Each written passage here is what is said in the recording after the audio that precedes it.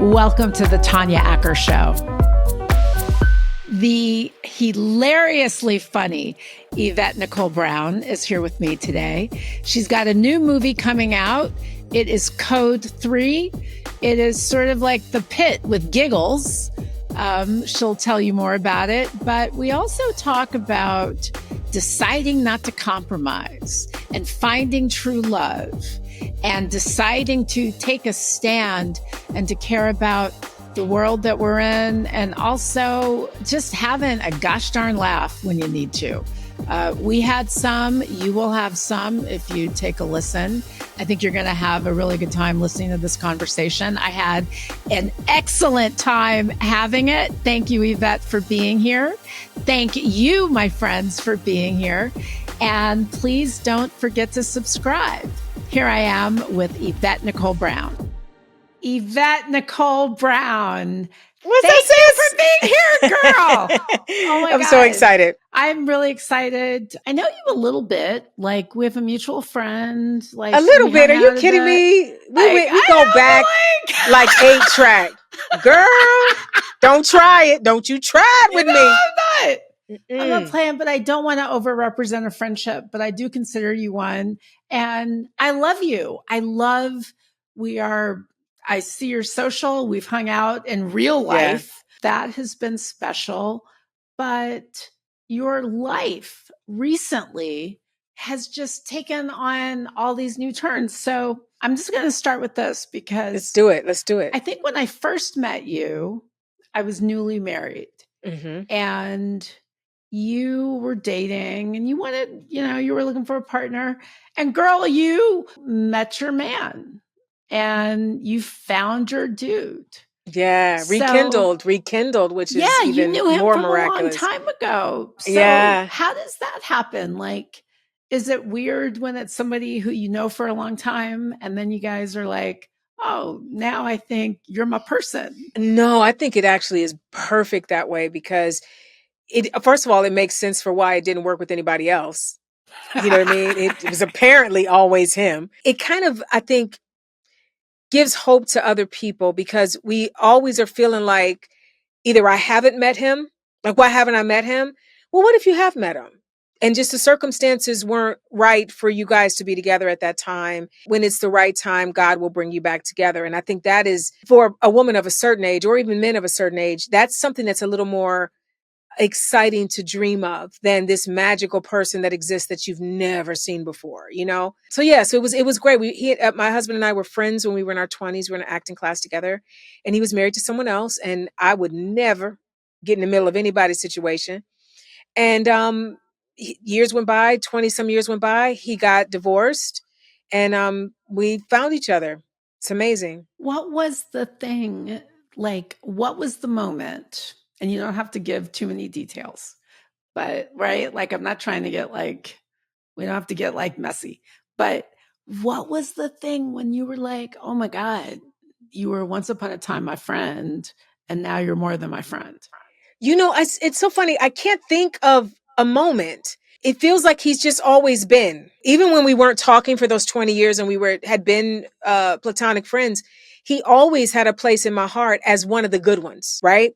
We meet people, men and women, through our lives that these are the friends that you're like, I wonder how so-and-so is doing. That has always been how I felt about him. I just didn't know where he was. So I always had a soft spot for him, always thought, kindly of him. And so when he came back into my life, we just fell back into being buddies like it was nothing. So that transition from him being a great friend to being someone I was catching feelings for was seamless, which is how I think it should be. I think you should marry your best friend. You decided you wanted a partner. Your partner was someone who you knew for a long time. The movement, like the energy just happened. So it happened. I feel like there are a lot of folks, not just women, like men and women of our great Gen X generation who are like, I want to settle down. Maybe they're out of a marriage. Maybe they're divorced. Maybe they're never been married and they're looking for the thing. What kept you in an age where people are relegated to different things? What made you know, like, nobody is gonna like tell me that, or society, the culture, the world is not going to decide choices for me? Like, how do you get to that place? Because I think a lot of folks are struggling with that. How do you get to that place where you're like, you know what? I'm not 19 and I'm still bloody cute, and I will get the world that I want, and I will get the life that I want. You know what's funny? I honestly didn't think about it a lot. You know, when I was in my 20s and my 30s, of course, when you're in those childbearing years, you're really, society makes us rabid almost, where we're just like, where is he? I got to find him. I'm running out of time.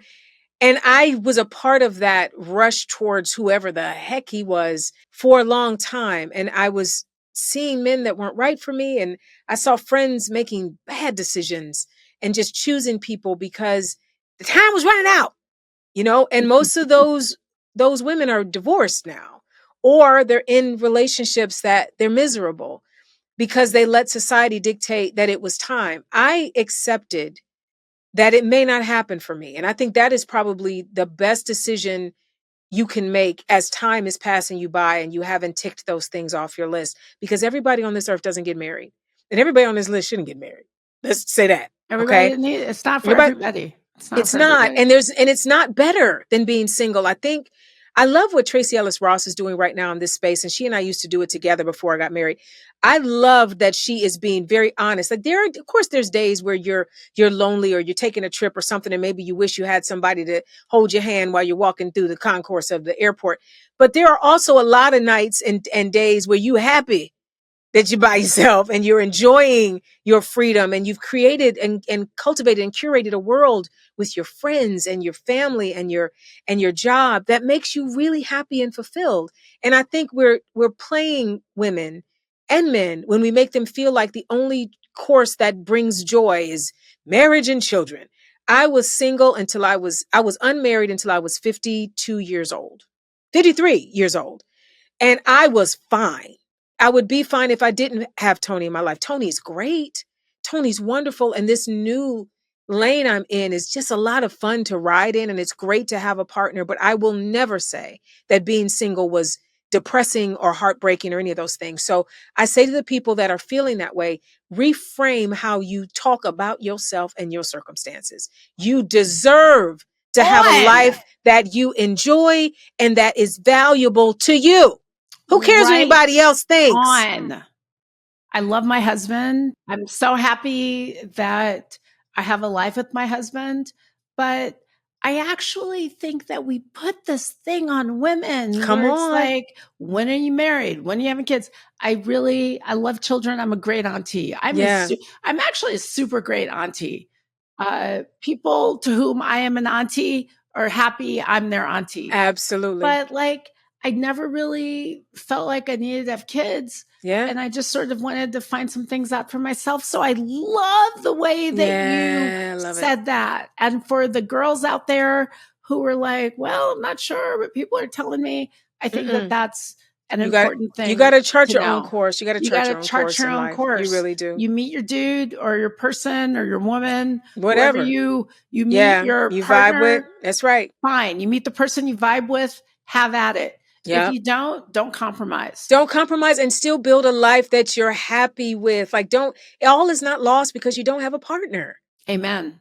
No, cut it out. Stop it. So, shifting Let's gears, shift I gears. do know you a bit, but I did not know this. And then when I read it, because my great team like does research and they pull together these pieces on people. And what I think I had forgotten, because this happened way before I knew you. We were both young.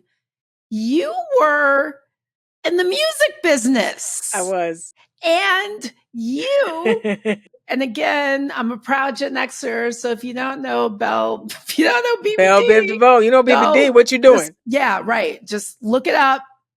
Y'all know, and you should. He should. But I need you to tell this story about how you commandeered Michael Bivins and said, I'm going to sing for you in a lobby. And that resulted in a music career. And so, Yeah. like, I remember when I first met you, just before you tell the story. So we have a mutual friend who introduced us. And like, I'm like, of course I know her. Like, I've seen her everywhere. And then now I'm like, that's because you literally were everywhere. And I want to talk a little bit about the music career. So I Okay. want you to tell people about how you got your audition by grabbing somebody and singing in a hotel lobby. I was a sophomore in college. Michael Bivins of New Edition and BBD had just announced that he was going to become a manager. And I was like, Michael's going to manage me. He's going to manage me. He just discovered Boys to Men, Another Bad Creation. And I was in college in Ohio trying to figure out, I have to meet him, how I'm going to meet him. And within maybe 3 months of that, he came to Ohio, to Cleveland, to perform with BBD. And so I got a ticket to the show. I'm like, I'm just going to meet him backstage. I'm going to sing for him. So when I went to the backstage area, just thinking they were going to open the door and let me in because I was on a mission, this wonderful bodyguard, Jeff Dyson, who's like one of my guardian angels in life, he wouldn't let me go backstage, but he said, I will tell you, I don't know why I'm doing this, but I'll tell you where they're staying. And if you want to go to the lobby and wait for him and sing for him there, I didn't tell you nothing. You don't know nothing. I don't know nothing. So he told me where they were staying. I went, hung out in the lobby. And I always tell the joke, there were a lot of women in that lobby waiting for other reasons. I was waiting to try to change my life, for my career to begin. And so he came in, it was maybe 2 o'clock in the morning. He had been out running the streets with Levert and everybody in Cleveland back then. And he came in and I followed him through the lobby and I was, Mr. Bivins, may I sing for you? Mr. Bivins, may I sing for you? Mr. Bivins, may I sing for you? And finally he was so sick of me, I think. He let me sing for him and he took my number down and called me the next day and said, I want you to be in the East Coast family. And ended up getting a record deal with Motown, Biv 10 Records. Only sang on one song, that One for All for One, which the video was out. I never got released as an artist because after we finished the album, I went back to school to finish my degree. And Michael said, when you're done with your degree, come on back. Your career will be here for you. But then the music industry changed. And I'm PG-13. I'm just, my friend Kim Whitley calls me little baby Jesus. So they were singing about things that I just couldn't sing about. And they were wearing things that I wouldn't wear. And so I just kind of moonwalked out of music and pivoted to acting. And that this has been my career for the last, 25 years. So, two things.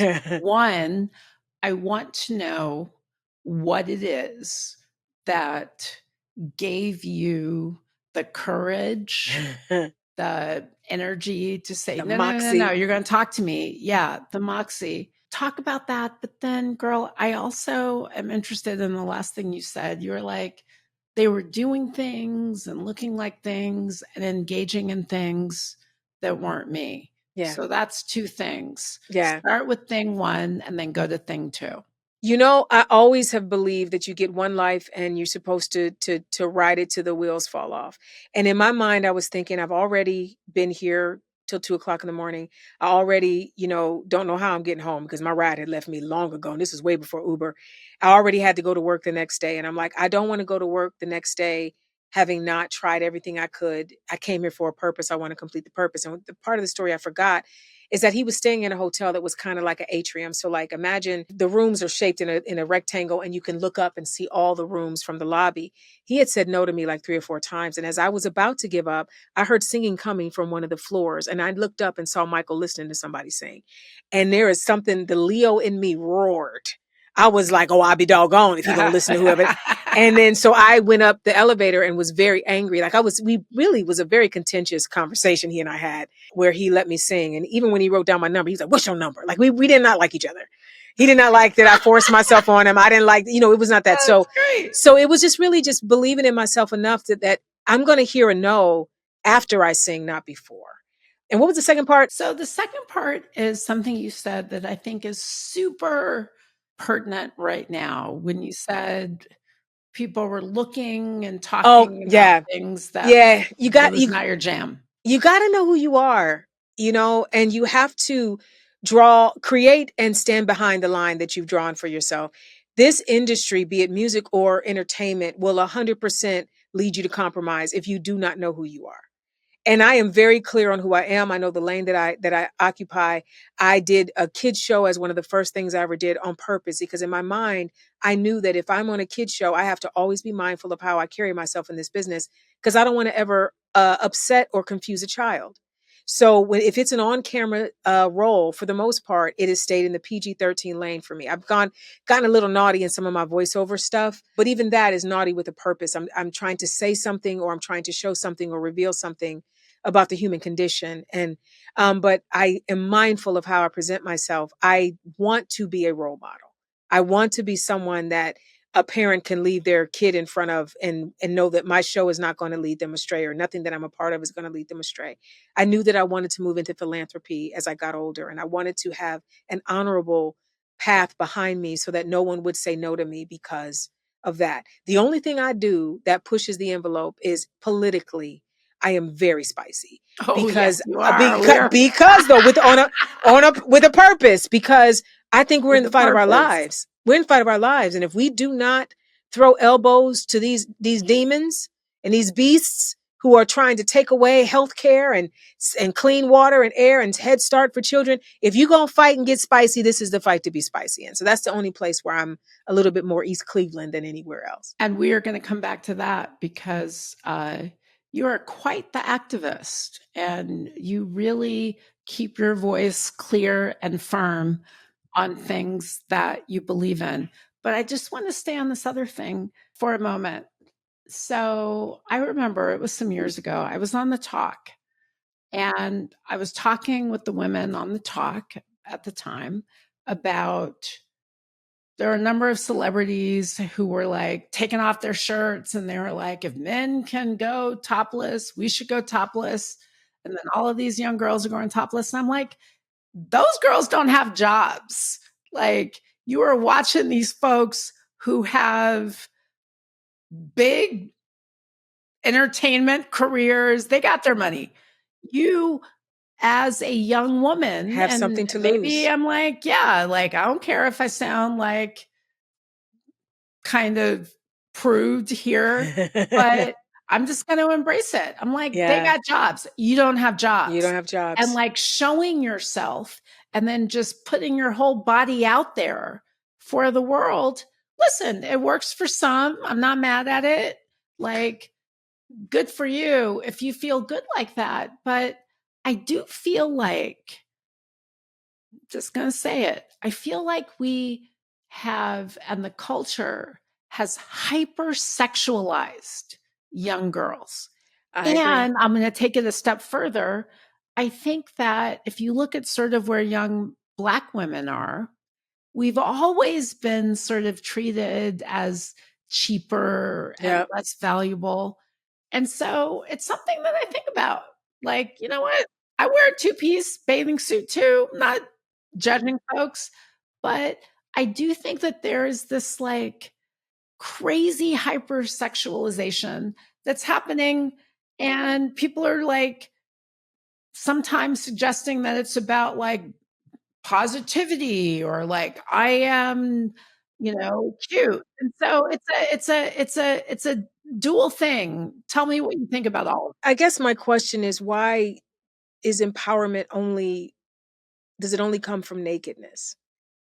I don't understand why showing your body is where empowerment lies. Like, I remember back in the day when a Disney kid would want to show that they were an adult, the next thing would be, the Playboy spread, or and I guess now the new thing is OnlyFans. And again, this is not about judging anybody's path, and I'm not vilifying what choices you make for yourself. But the question becomes, are you making the choice? Are you making the choice? And are you making it with all of the information you will need in regards to going forward? Because, like you said, the internet is forever, right? And something that you do at 21 or 22 because it's the new thing to do and everyone's doing, that will follow you for the rest of your life. And I've lived long enough to know what happens when you are put in a category or a lane that others don't value, and how it's darn near impossible for a Black woman to claw her way out of that lane once she's been placed in it. And so you have to be mindful of the images that you present if you want to have the type of career that is long reaching. We don't get the chance we don't get to make the childish mistakes that others get to make. We don't get to present ourselves in one way and then get a redo. You're stamped as drug addict forever. You're stamped as loose woman forever. And we can debate back and forth whether it's right or wrong, but that is the truth of what happens to us when we demonstrate something that they deem to be less than. And they love to see us present ourselves as less than. I'm old enough to remember when we had a thing called shame. And I think shame is great. I think shame is wonderful. And it doesn't mean that you should walk with your head down and feeling bad about yourself. But what shame taught us is where the line was. And for us, we need to know where the line is, because they prevent us from going forward because of what? The lines. So we need to know where the lines are. And so sometimes being told by your mama or your auntie, now you need to wear your pants. Go and put some pants on. You know what I mean? You can wear a cute shoe with a nice shirt, but in a little skirt, but you got to let the skirt at least hit the middle of your thigh. There's nothing wrong with that.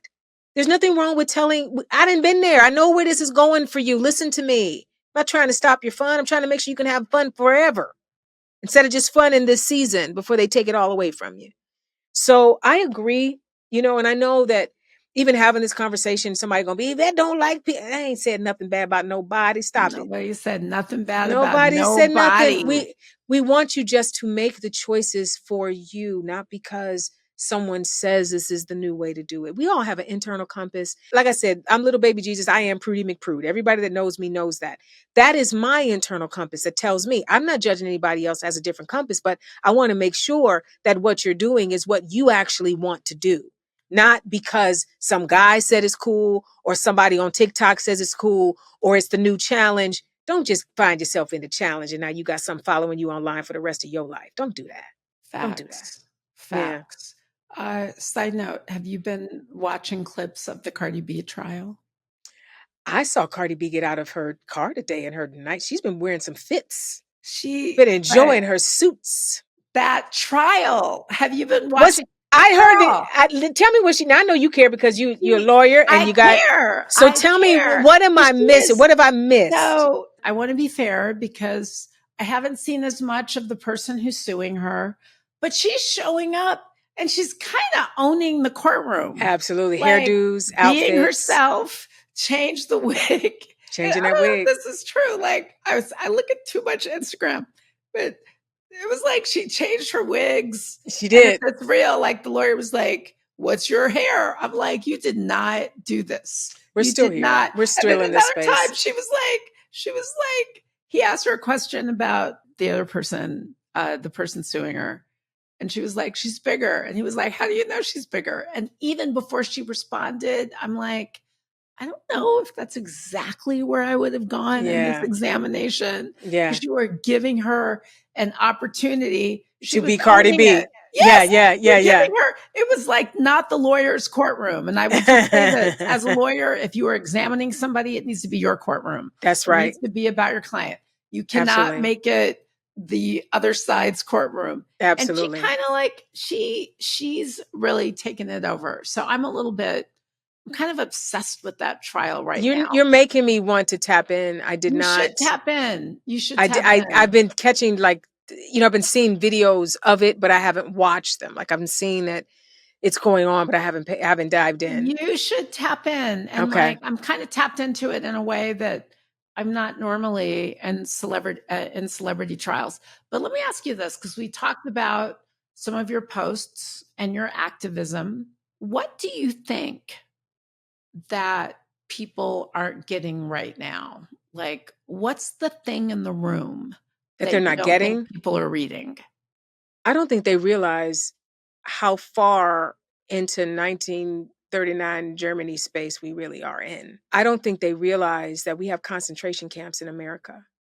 I don't think they realize that really realize that there are masked mobs with no badge numbers and no credentials grabbing people off the street every day in major cities.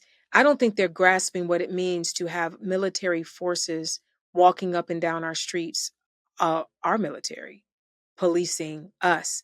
And what does that mean? What is this administration preparing for? that we're not aware of. We don't have consumer protections anymore. We don't have environmental protections anymore. That demon is trying to make sure that we don't have employment protections anymore. He's fighting against unions. It's starting to feel like the Hunger Games to me, because he's building his little ballroom, and they got all their jets and their crypto money, and they're going to be walled off eating, pork and beef and having a great time. And we're going to be on the outside unable to buy eggs and gas and sleeping and living in squalor. And they're going to be fine with it because they're going to have their farmland that they've bought up and their compounds. I don't think people are realizing this. And I think it begins with the idea that they've never fully grasped how important voting is every single time, because the Congress people, forget that dude in the Oval Office, that beast, forget him.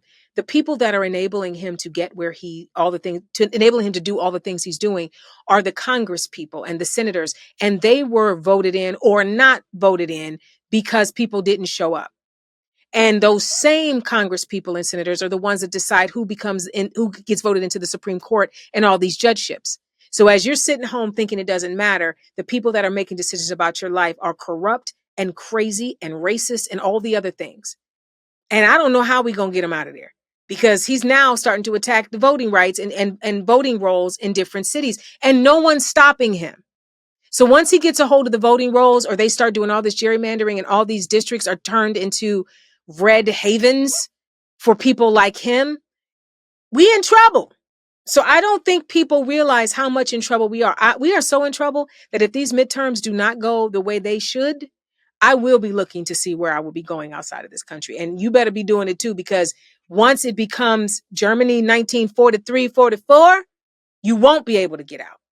And the other countries, if they're smart, they won't take us. I wouldn't take somebody from America. I think that what you said about showing up is one of the most important things ever, because I actually think that the greatest way, Yvette, like the most effective way to get people to let you win, is by saying, it doesn't matter if you show up or not. Don't show up. You got nothing. And so people don't show. Yeah. But meanwhile, he's telling his people, show up for me one more time. He show up. Some people are showing up, whether or not, and I'm saying this with you, whether or not you do is going to make the difference in whether or not you live in a kind of free place that you want to or not. Right. You got to show up. If Right. you don't like stuff that's happening, you got to show up. And I know they tell you that it's all the same, but it's not all the same. It's not. Everybody's not the same. You got to show up. And you do not have to be in love with the Democrat running. I hate that we do this. We want our candidate to be perfect. And meanwhile, they elected a racist rapist with 34 freaking felonies who looks like Jabba the freaking Hutt if he was orange. That's who they put in. They didn't have all of these purity tests. Well, I like Gavin Newsom, but I don't like that he did this. Well, Kamala's okay, but I don't like. You ain't gotta like him. You gotta just get him in. Because one thing I know for sure, Kamala wouldn't be okay with no waterfront property in Gaza. She wouldn't be working with Russia to create or whoever to figure out what they could build over there. She wanted to put Medicaid in the house, so you could have somebody in the house with you taking care of your loved one instead of cutting Medicaid. I know that. I know she can read. Doggone it. I'm so sick of these people. I don't know what to do. They want us to be perfect. Get a Democrat in every area and watch your life get better. They called him Sleepy Joe because we didn't have to watch him all the doggone time. He was boring. And your president should be boring. You shouldn't be waking up every day to try to find out what this jerk did. Y'all drive me crazy with this mess. If y'all don't vote Democrat, I don't know what to do. Oh, that made me so mad. I don't know what to do, girl. Oh my God. I reminded of something that Bill Clinton and others have said, which is you can't let the perfect be the enemy of the good. That's right. And nobody's perfect, by the way. It really, nobody's perfect. Nobody's perfect. Shifting gears. This is like a 180-degree shift. This is something very different, because I read about your story with your father. Yes. And I think that for us, great Gen Xers, we are great, by the We really way. are. Gen X is Gen all X the is like, things. we're smashing it. Yeah, we really are. But we are really all in that moment where, for those of us who are blessed enough to have our parents there, they're moving into a different space in life. Like I had a few weeks ago on a woman, Carlene Davis. She started an organization called Sisters Aging with Grace and Elegance. And it was all about creating a support space for people who look after the elders, and maybe they're single and they don't like you. If you are a caregiver in that way, you kind of need your own care, and you need to make sure that the people for whom you are caring are getting what they need. And you had a really powerful experience with your dad that I read about. So tell us a little bit about that, if you would, my friend. I've been his full-time caregiver. It's been 12 and a half years now. It was up until last year he was in the home with me, but he had a fall and no longer is able to walk. And so what it would have taken for me to learn what I needed to learn to be able to move him from the bed and all this stuff, it would have been a full-time job for me. And so I had to then find a boarding care because I was not going to put him in a nursing home. I wanted him to be in a small home with the same caregivers that live there with him. And so we found this amazing home. It's like 15 minutes from my house. And he's got two amazing caregivers, and there's only three other men in the home with him. He has his own room, his own television, his own experience. It's his room there is as nice as his room was here. And he's now declining, not because of that. It's just because of dementia. For him to have even lasted 12 years as well as he did is a long time for dementia. But he's now at the place where he's pretty much nonverbal. He's at the place where he rarely recognizes me when I go. He's aware that I'm a nice lady, that he sees from time to time. But as far as the recognition and the joy in his eyes of knowing that it's his daughter and it's Yvette, that's gone. And someone said to me recently, because I've got the great podcast Squeezed where we talk about caregiving and all the things.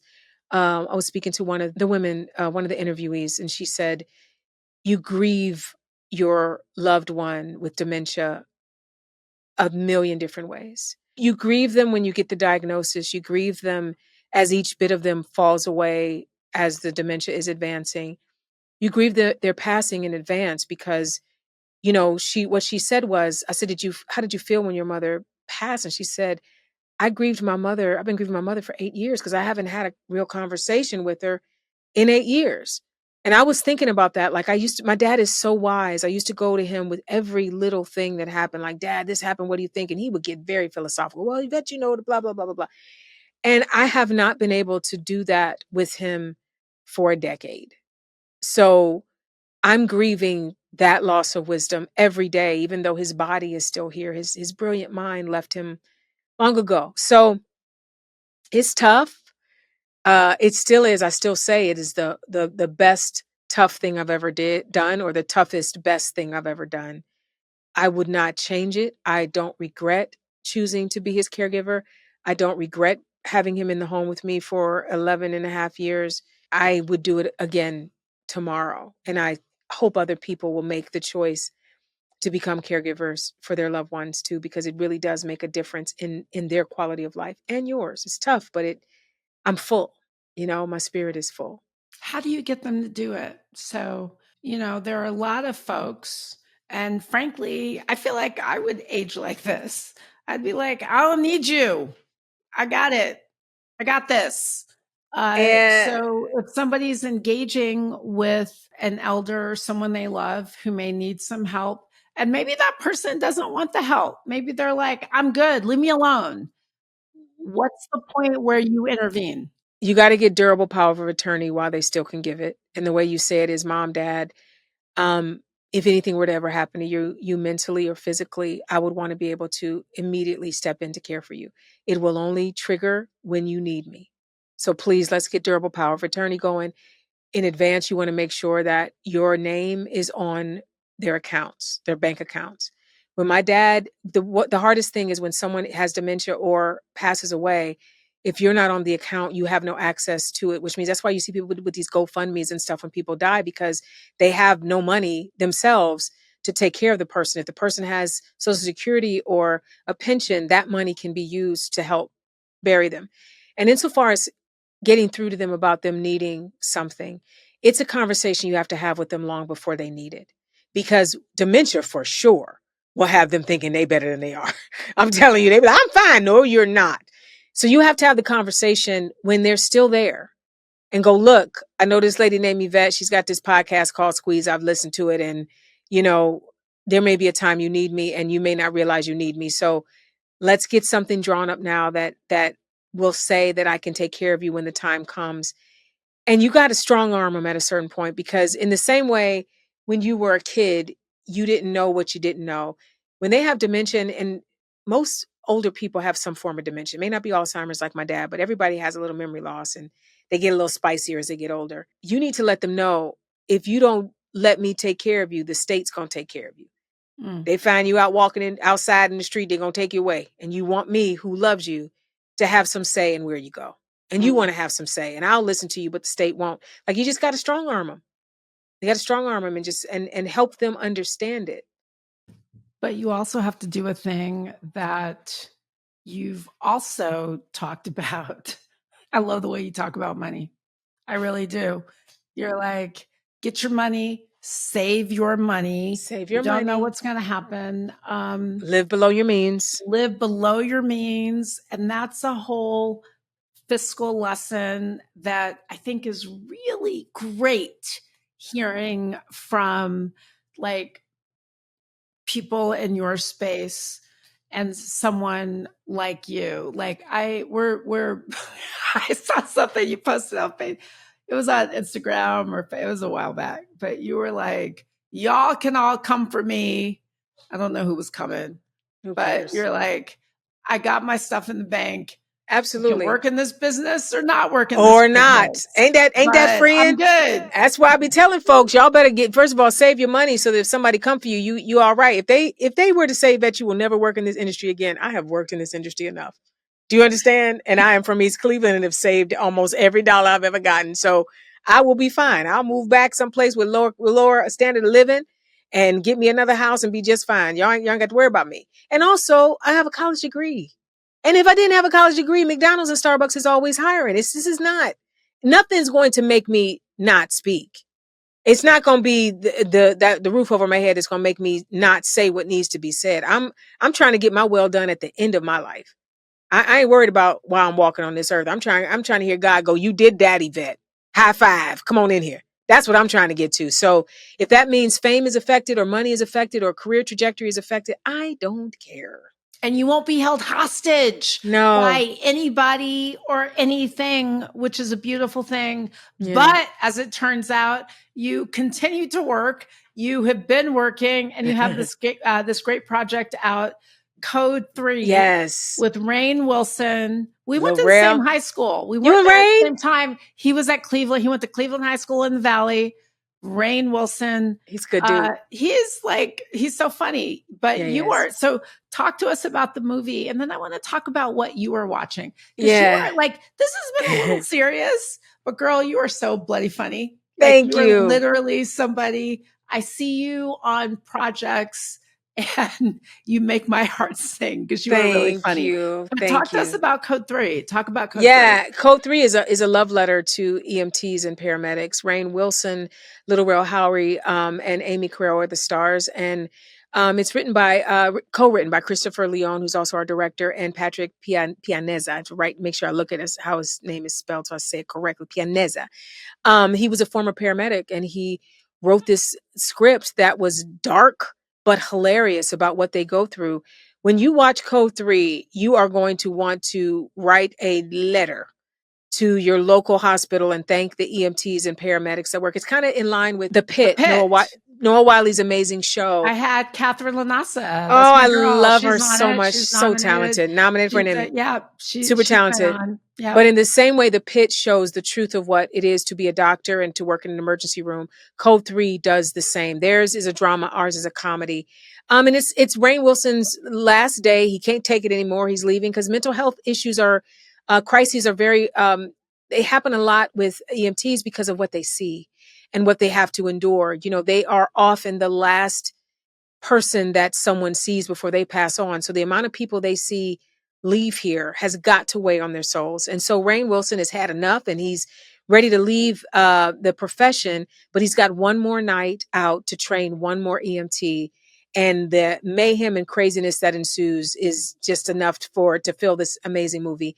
My character is Shanice. I'm like their boss, and I have a soft spot for Rain's character, and I want him to be okay, but I can see him spiraling. So it's a beautiful, funny, dark, gory in places. Like they showed the real of a lot of these savings that they do. So it's a really fun ride. It's a good ride, and I hope people go to see it. It'll be in theaters. When can we see I think it? it's September 12th. Don't get me the line, Lord. And ask me a question. You're supposed to have that in front of you. We'll Hold find on, I'm about it. to Code tell you 3. We're gonna exactly. find it. I think it's September 12th. Y'all don't quote me, but I think it's September 12th. Check your local listings. So yeah, check your local listings. Check your Yeah. local listings. Yeah, I'm So pretty it's sure it's September 12th though. 2025. Yeah.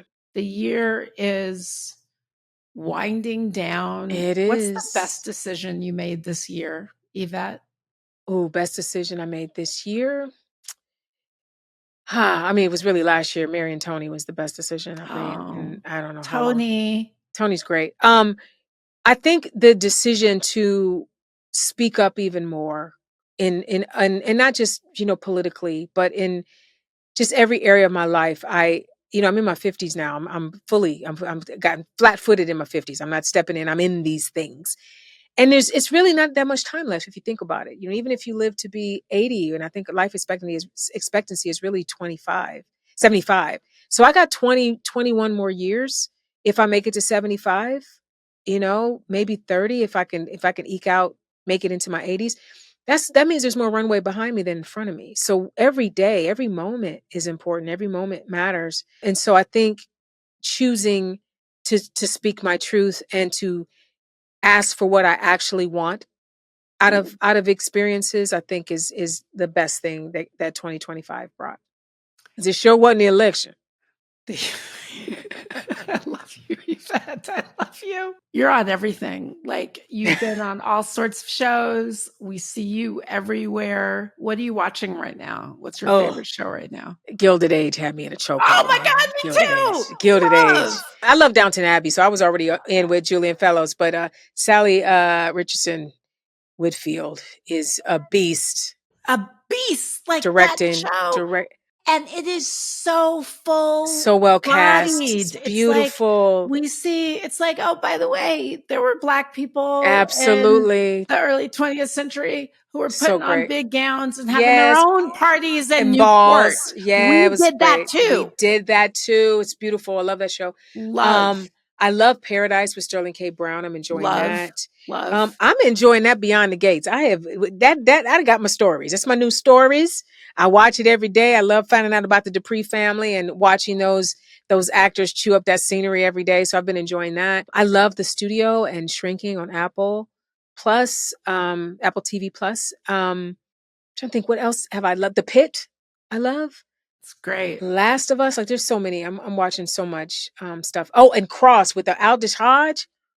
Woo! How he didn't get an Emmy nomination, I do not know, because he is killing that role. Killing that role. So we're going to see you in Code 3. Yes. We will be there. You will come back here. Absolutely. Anytime. This has literally been like, I think this has been like the most fun hour of my day. I love you. Oh, it makes me happy. You know I'm a fool. You ain't got no sense. Ain't got no sense. This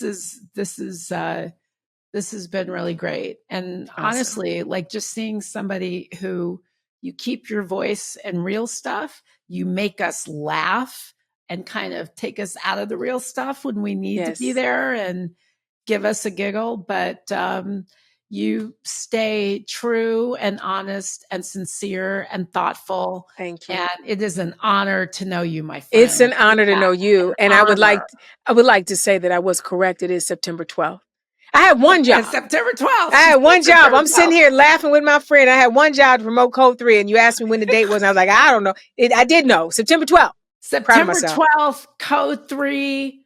I am there for it. Everybody needs to be there It's gonna for be good. it. It's gonna be good. And please come back, my friend. Please do. I will. I'm so All glad you right. have I this space. It appreciate makes me you. very Yvette happy. Nicole Brown, Code 3, September 12th, plus In all of theaters. her other things. She's everywhere doing all of it. Thank you, Yvette. Thank you, my I adore love. you. Great talking to you. You too.